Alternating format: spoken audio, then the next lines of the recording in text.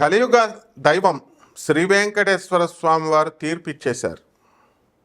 మనకి పోతులూరు వీరబ్రహ్మేంద్ర స్వామి వారు చెప్పిన, నాస్ట్రడామస్ చెప్పిన, వంగాబాబా చెప్పిన 2025 సంవత్సరం నుంచి మనకి కలియుగ అంతం ప్రారంభం కాబోతోందన్నారు. అంటే బ్రహ్మంగారు చెప్పిన దాన్ని బట్టి మనకి ఈ యొక్క శని మీనరాశిలోకి వచ్చినప్పటి నుంచి కూడా మానవత్వపు విలువలు తగ్గిపోతాయని వీళ్ళందరూ కూడా చెప్పారు. ఇక అక్కడి నుంచి పతనం ప్రారంభం అవుతుంది.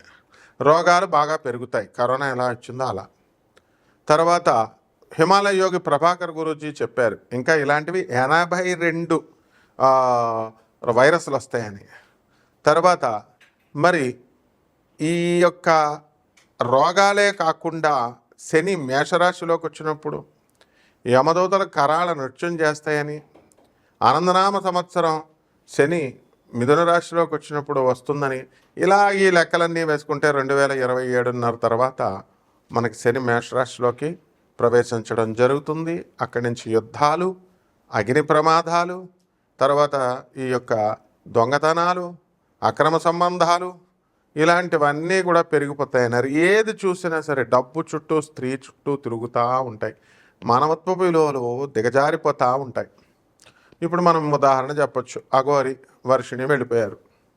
ఈ యొక్క షష్టగ్రహ కూటమి వచ్చిన తర్వాతే మళ్ళీ ఎవరింటికి వాళ్ళు వచ్చేసారనుకోండి, ఆయన జైలుకి వెళ్ళిపోయాడు. మరి అలాగే డబ్బు కోసం, అహంకారం కోసం, మతోన్మాదం, ఉగ్రవాదం కోసం పహల్గాం దాడులు, ఇవన్నీ కూడా జరిగినాయి. ఇవన్నీ ఎందుకు? మానవత్వపు విలువలు 2025 నుంచి దిగజారిపోతాయని. కల్కి పుట్టేశాడు.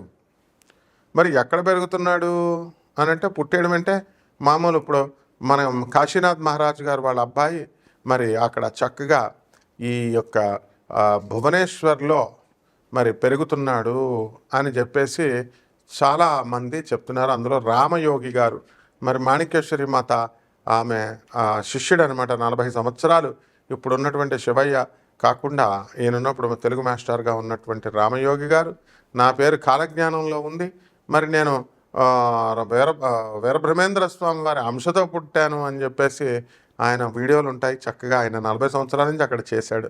ఆయన వెళ్ళి చూసొచ్చాడు, కాశీనాథ్ మహారాజ్ కుమారుడేనయ్యా, అతనితో నేను మాట్లాడుతుంటే నేను మాట్లాడలేకపోయాను అని.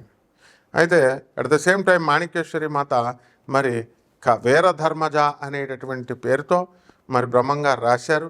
కల్కి అవతారంగా వీరబ్రహ్మేంద్ర స్వామి వారి కాలజ్ఞానం ప్రకారం మాణిక్యేశ్వరి మాతే కల్కి అవతారం. ఇవి మాణిక్యేశ్వరి మాత కాదు అని అనడానికి ఎవరికి అంత దమ్ములు లేవు, సీనులు లేవు, మీ అందరికీ కూడా ఎవరికీ ఉండవు అనమాట. ఎందుకంటే మాణిక్యేశ్వరి మాత జగజ్జనని. ఆమె లక్షలాది మంది భక్తులు వచ్చారు. 5వ క్లాసు 2వ క్లాసు చదవకపోయినా కూడా ఆమె అవధూత అని అందరూ దండం పెడతారు. ఆ తర్వాత అప్పుడు ఆమెను అమ్మవారుగా అందరూ కూడా కొలుస్తున్నారు. ఆశ్రమాలు ఉన్నాయి, ఇవన్నీ కూడా ఉంటాయి. అలాగే తణుకు చెమటమ్మ గుడి కట్టారు. రస్కుల ఫ్యాక్టరీ వాళ్ళు ఆమె ఆ దేవాలయాన్ని కట్టారు. ఆ అమ్మను సేవ చేసుకుంటే నీకు బ్రహ్మాండంగా నువ్వు పైకి వస్తావని చెప్తే వెళ్ళి ఆమెకు సేవ చేసుకున్నాడు. ఇలా రకరకాలుగా మనకి అవధూతలు వచ్చారు. మరి ఇప్పుడున్నటువంటి కాలజ్ఞానం గురించి చెప్పేటప్పుడు కాలజ్ఞానానికి మీకు ఎక్కడో ఎంత లాస్ట్ ఎక్కడ చెప్పబడలేదు అని ఒక్కొక్కడు ఒక్కొక్క సలహాలు ఇచ్చేస్తారు. ఏదో పండితులు వీళ్ళంతా చాగండి కోటేశ్వరరావులాగా, గరికపాటి నరసింహారావులాగా. మరి వీళ్ళంతా కూడా ఏమిట్రా బాబు అని అంటే, నోరు మూసుకొని వినండిరా అంటే మహాజ్ఞానులు అయిపోదామని చూస్తారు వీళ్ళంతా. మరి ఎట్టి పరిస్థితుల్లో కూడా కలికి ఒక వెధవ పెడతాడు. వెంకటేశ్వర ఈయన చూసిన ఈయన చెప్పేది వినాలో నవ్వాలో, అరే బాడుకో ఏమి నవ్వుతావురా స్టూపిడ్ ఫెలో, ప్రొఫెసర్ చెప్తే నవ్వడమేంట్రా, తోలు తీసేస్తాను వెధవ, దశావతారాలు వెంకటేశ్వర స్వామి కలికి అవతారంగా మారాడని చెప్తున్నాడు ఈయన అంటే, ఒరే లుచ్చ, శ్రీరామచంద్ర ప్రభు నువ్వు చూసావురా? ఇప్పుడు చెప్పేటటువంటి చాగంటి కోటేశ్వరరావు గారు మా గురువులు వీళ్ళెవరన్నా చూసారా? ఏ స్వామీజీలు బాబాలు? నీకెందుకురా? కృష్ణుడు నువ్వు చూసావురా? బాడుకో అంటే గురువుగారు అంటే ఎలాగా మెత్తగా స్మూత్గా చెప్పాలనుకుంటున్నావా నువ్వు? నేను చెప్పేది ఒక్కొక్కడు ఒక్కొక్క అవతారం రా గాడిద. పరశురామ అవతారాలు ఎత్తుతారు, తర్వాత ఎన్నో అంశ అవతారాలు ఉంటాయి. పాపం ఆయన మనల్ని సపోర్ట్ చేస్తూ ఇంకొక ఆయన దానికి సమాధానం చెప్పారు. అరే స్టూపిడ్ ఫెడోస్, పోయే కాలం ఏంట్రా మీకు? సంకర జాతి కంచర గాడిదల్లాగా ఎందుకురా పెడతారు? మిగతా ఛానల్ వెధవలు, ఈ ఛానల్ వెధవలకి మిగతా కొన్ని ఛానల్స్ ఉన్నాయి, వాళ్ళకి అరటిపళ్ళు అమ్ముకునే వాళ్ళని, తర్వాత కూరగాయలు అమ్ముకునే వాళ్ళని, చదువు సంధ్య లేని వాళ్ళందరినీ తీసుకొచ్చి జాతకాలు చెప్పిస్తారు, పురాణాలు చెప్పిస్తారు. కంటెంట్ నిండాలి అంతే. అంతేగాని ఎవడ చదువుకున్నాడు ఎవడ చదువుకోలేదు. ఈ గాడిదల ప్రజలు కూడా కొంతమంది గాడిదలు ఉన్నారు అలాగే. ఎలాగా చక్కగా రెమెడీస్, ఏమంటే రెమెడీస్ చెప్పేసేయండి, రెమెడీస్ చెప్పేస్తే చక్కగా మేము చేసేసుకుంటాం. రెమెడీస్ పనికిమాలిన రెమెడీస్. అరే గాడిదెళ్ళారా, ప్రజల్లారా, గాడిదెళ్ళారా, కొంతవరకు వినండిరా, మేధావులకు అర్థమవుతుంది. వాళ్ళు ఏంట్రా, వాళ్ళ షాపులు నడుపుతారా, వాళ్ళకి షాపులు ఉన్నాయి కాబట్టి ఆ షాపుల్లో దొరికే సామాన్ని ఒక డాక్టర్ ఉంటాడు, శాంపుల్స్ ఇస్తాం, అంతా డాక్టర్సేరా. అందుకని అక్కడ ఏం జరుగుతుంది, ప్రొఫెసర్లు మాకు తెలియదారా? తానందరావు అని మా అంకుల్ ఉండేవాడు, government civil surgeon doctor, Rajahmundry. అలాగే చక్కగా తర్వాత అచ్యుత రామారావు గారు డాక్టర్ గారు, వీళ్ళంతా ఏం డిపార్ట్మెంట్ తెలుసా? వెనీరియాలజీ అండ్ డెర్మటాలజీ డిపార్ట్మెంట్. ఆ శాంపుల్స్ వస్తే ఆ శాంపుల్స్ అవి రాస్తాడు తానందరావు డాక్టర్, అందరికీ తెలుసు. అలాగే ఈ షాపుల్లో ఉన్నవాళ్ళు మీకు రెమెడీస్ చెప్తున్నారా, అవి మీరు కొంటున్నారు. కరాంగుళి మాల వేసుకున్న వాళ్ళు, అరే గాడిదెళ్ళారా, కరాంగుళి మాలలు వేసుకున్న వాళ్ళంతా కూడా చెప్పండి నాకు, చూద్దాం ఎంతమంది జీవితాలు బాగుపడి మీరు వేసుకున్న తర్వాత ఎంతమందికి మీకు చక్కగా ఇవన్నీ కూడా జరిగిపోయినాయి. బిల్డింగ్లు కట్టేశారా, మీ సమస్యలు తీరిపోయినాయా? రెమెడీ అంటే అది కాదు. జగద్గురువులను చూపిస్తుంటే మళ్ళీ నాకే పేరు పెడతారు స్టూపిడ్ ఫెలోస్. జగద్గురు ఆదిశంకరాచార్యులు వారు, జగద్గురు శ్రీకృష్ణ పరమాత్మ, జగద్గురువులు అయినటువంటి మన దత్తాత్రేయ స్వాముల వారు, వీళ్ళ యొక్క ఆశీర్వాదంతో వస్తాయి నాయన అని చెప్తుంటే మెటాఫిజిక్స్ తెలీదు, ఆ గురుతత్వం తెలీదు. ఒక వెధవ అంటాడు, వెలాసిటీ ఆఫ్ ఆడికి 0 సబ్స్క్రైబర్స్తో ఉంటాడు. దమ్ము ధైర్యం ఉంటే ఎవడైనా పెట్టండి, కామెంట్ పెట్టినప్పుడు నీ ఫుల్ అడ్రస్ ఎవరా చూసుకుంటా, నీ సంగతి. ఫుల్ అడ్రస్ లేదు. ఇప్పుడు ఉన్నటువంటి జ్యోతిష్కులు వీళ్ళు ఎవరో కూడా వాళ్ళ ఫోన్ నెంబర్ పెట్టమను. చాగంటి కోటేశ్వరరావు గారు ఆయన ఫోన్ నెంబర్ పెట్టమను, గరికపాటి నరసింహారావు గారు ఆయన ఫోన్ నెంబర్ పెట్టమను. ఎవరు పెట్టర్రా, నేను పెడుతున్నాను. ఎందుకు? మీరు బాగుపడాలనే ఉద్దేశంతో. ఎవ్వరు కూడా ఫోన్ నెంబర్లు పెట్టరు. మరి నువ్వు ఇంకేం మాట్లాడతారా? అసలు వీడియోలు వినండిరా, నీకు అవసరాలలో ఉన్నవాళ్ళు జ్యోతిషం కోసం నన్ను సంప్రదించండి అంటే నాకు సలహాలు ఇవ్వడానికి మీరెవర్రా అసలు? Stupid fellows. నేను గురువుని, నేను ఒక సమాజ సంస్కరణ కోసం, రిఫర్మేషన్ కోసం, రెనోవేషన్ కోసం రెనోవేట్ చేసుకుంటూ వస్తున్నా. నా గురువులు నేర్పింది నేను యూట్యూబ్ మీడియాలో, వాళ్ళ సోషల్ మీడియాలో మనం చెప్తున్నాం, మా ఛానల్స్లో చెప్తున్నాను. నీకు ఎందుకురా, నీకు ఇష్టమైతే వినాలా లేకపోతే దొబ్బేయాలంతే. వెలాసిటీ ఆఫ్ లైట్ అంటే స్టూపిడ్ ఫెలో మోడర్న్ సైన్స్లో ఉంది ఇది. ఆయన పాత ఆస్ట్రాలజీలో ఎక్కడున్నాను? అరే గాడిదా, నీకు చెప్పాను కదరా, బాల్య దశ, యౌవన దశ, వార్ధక్య దశ ఉంటాయిరా అని. నీకు అసలు నువ్వు జ్యోతిష్కుడివి కాదు, నీకు జ్యోతిష శాస్త్రము రాదు.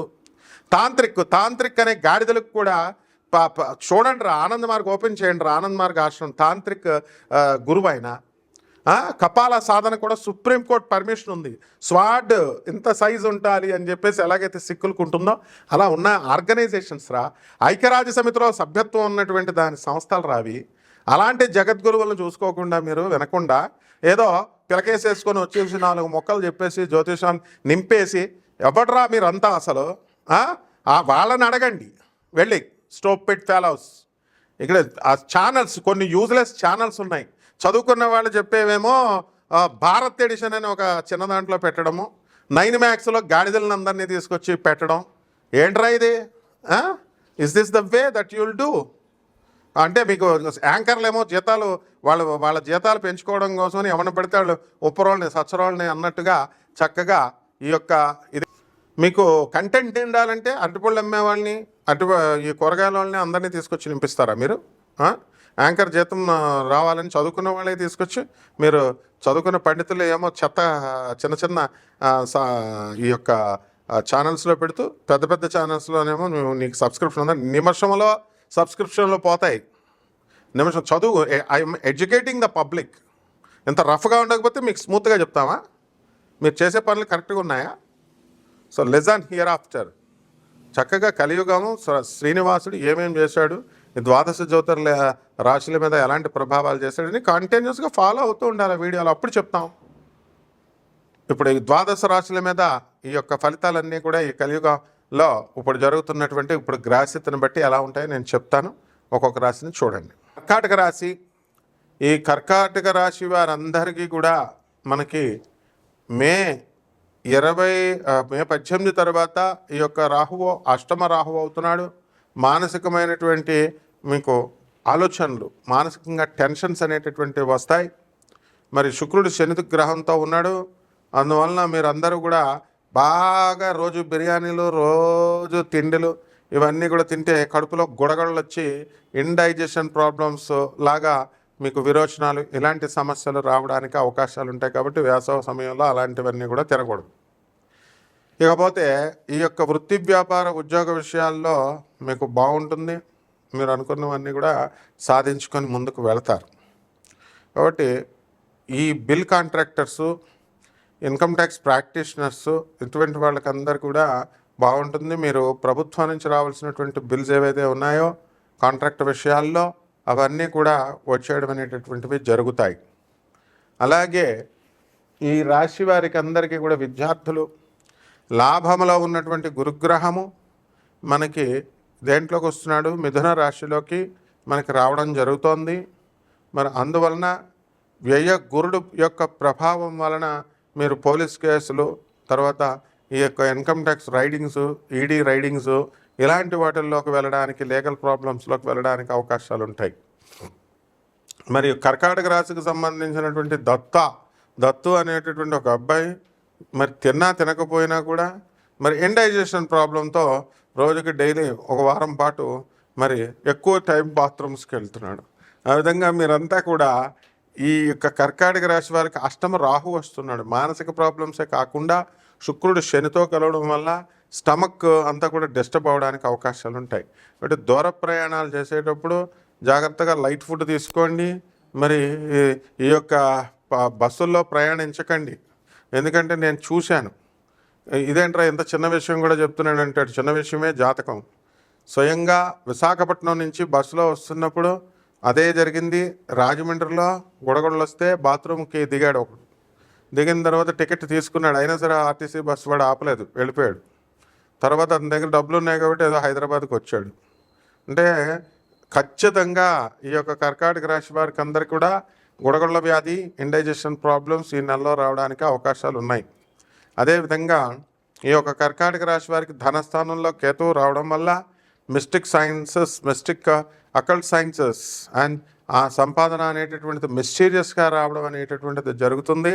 అదే అకల్ట్ సైన్స్ అన్నమాట. ఎలా వస్తుంది అన్నది డిఫైన్ చేయలేరు ఎవరు కూడా, ఎక్సెప్ట్ అకల్ట్ సైన్స్. అందువలన ప్రతి ఒక్కడు నేను జ్యోతిషం నేర్చేసుకుంటా, నేను జాతకాలు చెప్పేస్తా, ప్రతి ఒక్కడు నేను పూజ చేసేస్తా, తంత్ర పూజలు చేసేస్తా, ఇలాంటివన్నీ ఏమి కుదరవమ్మా. అదంతా కూడా ఉపాసనా బలంతో ఉండాలా. ఒక ప్రముఖుడిని నేను అని జ్యోతిష్కుడిని అనేటటువంటి వాడు డిస్క్ ఊడిపోయి 15 రోజుల నుంచి ఇంట్లో పడుకొని కేవలము ఈ కర్కాటక రాశి మరి ఊడిపోతే జూమ్ మీటింగ్లో చెప్పాల్సి వస్తుంది. ఎందుకు అంత ఇదిగా యూట్యూబ్లో చెప్పుకోవడం ఎందుకు, డిస్కులు ఓడగొట్టుకోవడం ఎందుకు? కాబట్టి ఏ పెద్ద మహానుభావులకి, జ్యోతిష్కులకే ఇంకొక ఉంటాడు గుండుగాడని, వాడు చేతబడులు అన్నాడు, ఈ యొక్క మందు అన్నాడు, మరుగు మందు అన్నాడు, ట్రెండింగ్ అఘోరా సమయంలో ట్రెండింగ్ అవుతానన్నాడు, చెప్పాడు, చేతబడులు చేసేసారు, ఇది అదని అడ్రస్ లేకుండా పోతారనమాట ఇటువంటి వాళ్ళంతా. సో అసాంప్రదాయమైనటువంటి, అసంబద్ధమైనటువంటి, తర్వాత దీనికి ఏమంటారు, అశాస్త్రీయమైనటువంటి, అవైదికమైనటువంటి పనులు చేసినా చెప్పినా కూడా ఇలాంటి శిక్ష జరుగుతుంది. కాబట్టి ఈ కర్కాటక రాశి వారికి అందరికీ కూడా బుధాదిత్య యోగుని వాహనాలు కొనుక్కున్నప్పటికీ కూడా కేతువు ప్రభావం వలన, రవి శత్రుక్షేత్రంలో ఉండడం ప్రభావం వలన ఇది లగ్నాన్ని, నక్షత్రాన్ని, రాశిని మూడిట్లని బ్లెండ్ చేసి చెప్పేటటువంటి మోడర్న్ ఆస్ట్రాలజీ. కాబట్టి వాటి యొక్క ప్రభావం వలన వీళ్ళకందరికీ కూడా అనారోగ్యపు సమస్యలు ఇవన్నీ కూడా రావడం అనేటటువంటివి జరుగుతాయి. కాబట్టి పరిహారాలు చేసుకోవాల్సినటువంటి అవసరం ఉంది. ఇది ఇంత డెప్త్గా అర్థమయ్యేది కాదమ్మా. ఎవడ పడితే సాంప్రదాయమైన నా గురువు మధుర కృష్ణమూర్తి శాస్త్రి గారని, నా జ్యోతిష గురువు. నీ గురువు ఎవడో చెప్పి చూద్దాం. నా గురువుని మొత్తం దేశం గుర్తుపడుతుంది. వాళ్ళ కుమారుడే ఇక్కడ ఉన్నాడు హైదరాబాద్లో. వాళ్ళ నాన్నగారు పేరు చెప్పేసరికి మా నాన్నగారిని గుర్తు చేసుకున్నారండి అని ఎంతో సంతోషించాడు. అది చెప్పాల్సిన అవసరం లేకపోయినా మేము ఎందుకు చెప్తాం మా గురువుల గురించి? మాకు విద్య నేర్పినటువంటి గురువుల యొక్క మేము జ్ఞప్తికి తెచ్చుకుంటాం, కృతజ్ఞత చెల్లించుకుంటాం. మీకు గురువే లేడు, బోకు జ్యోతిష్యాలు బోకులుగాళ్ళలాగా చెప్తే ఎట్లా? అంటే పరిహారాల దగ్గరికి వచ్చేసరికి చక్కగా మీరందరూ కూడా ఈ యొక్క కర్కాటక రాశి వారికి రాహు జపం చేసుకోవాలి, రాహు స్తోత్రాలు చదువుకోవాలా, రాహుకి కిలోంపావు మినుముల్ని ఆవుపేడ రంగు ఉన్నటువంటి వస్త్రాలనిచ్చి పేద బ్రాహ్మణులకి మీరు శనివారం నాడు ఉదయం 8 గంటలకు దానం చేసుకోవాలా. మరి అలాగే ప్రత్యంగర అమ్మవారి యొక్క హోమాన్ని మీ ఇళ్లల్లో జరిపించుకోవడం ద్వారా అద్భుతమైనటువంటి పరిష్కారాలు మీకు లభిస్తాయి. శుభమస్తు.